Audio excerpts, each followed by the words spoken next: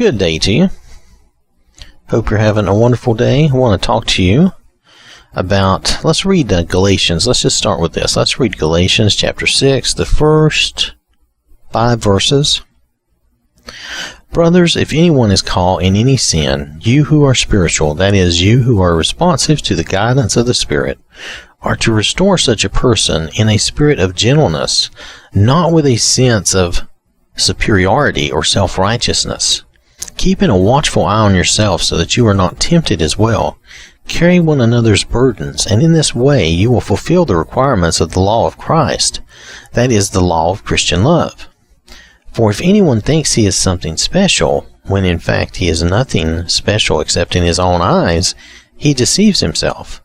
But each one must carefully scrutinize his own work, examining his actions, attitudes, and behavior, and then he can have the personal satisfaction and inner joy of doing something commendable.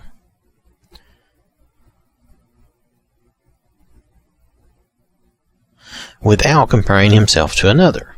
So I was reading a note here, something commendable without comparing himself to another. So then he can have the personal satisfaction of inner joy of doing something commendable without comparing himself to another. For every person will have to bear with patience his own burden of faults and shortcomings for which he alone is responsible. So when we help others, and when we help others to maybe combat their shortcomings, or to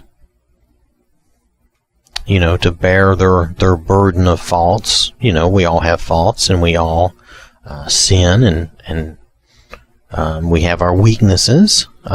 So instead of being judgmental or haughty or self-righteous, we need to, help the other person as best we can without that sense of self-righteousness. And we need to keep track of ourselves, make sure that we don't fall into the same temptation, because that's easy to do as well. And, we should not think we're something special when, we're special to God and we're special to Jesus, but we're not special in relationship to each other. Jesus said the greatest in the kingdom of heaven, is like the child, or like the servant of the others is the greatest. As far as like the disciples went, who was the greatest, and it was the one who is the servant of the others. For every person will have to bear with patience his own burden of faults and shortcomings. So when we're working with each other, or trying to help one another with our faults and shortcomings, we shouldn't be judgmental. Maybe my weakness would be food or drink, or your weakness might be drink and mine would be food, or someone's might be lust, and it might, maybe for the other person it's not that, it's drink or drugs even, whatever their weakness might be. Or they might have emotional weaknesses where they get really angry and frustrated and just very emotional. All those are weaknesses, and we can't be super judgmental about those things. We need to be able to help people and try to counsel and help folks and pray for them and pray with them without being judgmental. Understand that we each have our burdens to bear, so to speak. We have our faults, and we have different faults and weaknesses from one another. So let me read this again. Brothers, if anyone is caught in any sin, you who are spiritual, that is, you who are responsive to the guidance of the Spirit, are to restore such a person in a spirit of gentleness, not with a sense of superiority or self-righteousness. Keeping a watchful eye on yourself so that you are not tempted as well. Carry one another's burdens, and in this way you will fulfill the requirements of the law of Christ, that is, the law of Christian love. For if anyone thinks he is something special, when in fact he is nothing special except in his own eyes, he deceives himself. But each one must carefully scrutinize his own work, examining his actions, his attitudes, and behaviors, and then he can have the personal satisfaction and inner joy of doing something commendable without comparing himself to another. The only people we need to compare ourselves to is ourselves. For every person will have to bear with patience his own burden of faults and shortcomings for which he alone is responsible.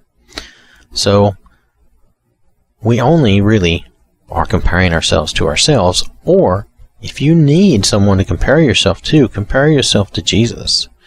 He's perfect. That will put you in the perfect, humble position every time.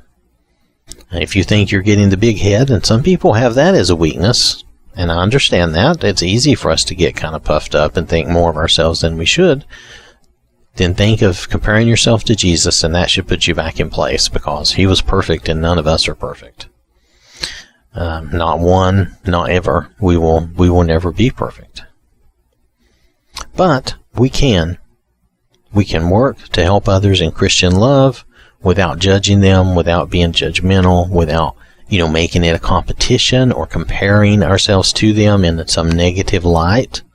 When we go to compare faults with each other, we should all be aware that no matter which fault you have, one's just as bad as another. None of them are good faults to have, and none of them are good burdens to carry. So, all right, that was all. Just wanted to talk about that. I think that's an important thing, an important attitude that we should have, and make sure that we have that with each other, with other Christians.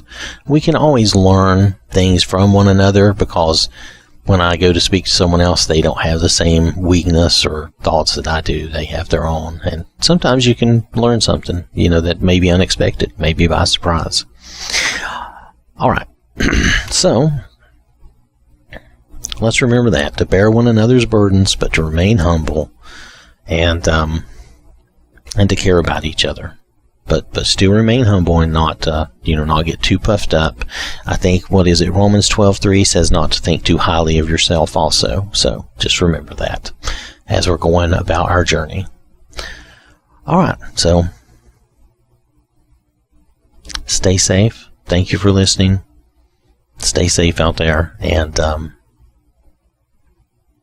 remember that God loves you.